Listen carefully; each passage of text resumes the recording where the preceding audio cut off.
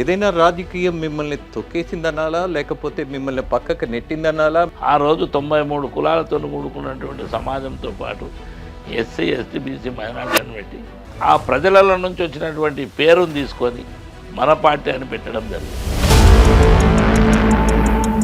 ఈ రాష్ట్రానికి లాలూ ప్రసాద్ యాదవ్ లాంటి నాయకుడు అవుతాడు, ముఖ్యమంత్రి అవుతాడు, అంత సత్తా ఉన్నది, అంత కమిట్మెంట్ ఉంది అని ఆయన భావన ఆ రోజుల్లో. నేను శ్రీకాకుళం నుంచి ఆదిలాబాద్ వరకు బస్సు యాత్ర చేశాను. బీసీల మూమెంట్ని చూస్తే రాజకీయ పార్టీలు వణుకుడు స్టార్ట్ చేశాను.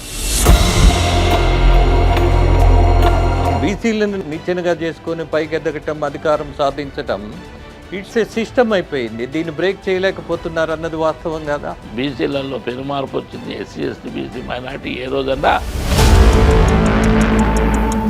ఇక్కడ ఒక సిద్ధాంతం ఉంది, నిలబడాలి అన్నటువంటి ఆలోచనే మిమ్మల్ని కొంత వెనక్కి జరిపిందా అన్నటువంటి విమర్శ, విశ్లేషణ కూడా ఉంది. ఎందుకంటే కాంగ్రెస్ పార్టీ మీకు చాలా సన్నిహితమైనటువంటి పార్టీ, రెడ్ కార్పెట్ వేసి వెల్కమ్ చెప్తారు. మీరు అన్నట్టు కాంగ్రెస్లో నాకు చాలా మిత్రులు ఉంది, సన్నిహితంగా ఉంది అందరూ కూడా. కాకపోతే ఏంటంటే చేవెళ్ల బీఆర్ఎస్ ఎంపీ అభ్యర్థి కాసాని జ్ఞానేశ్వర్తో చీఫ్ ఎడిటర్ రాజేంద్ర ముఖాముఖి ఈ రోజు సాయంత్రం 7 గంటలకు మీ బీఆర్కే న్యూస్ లో.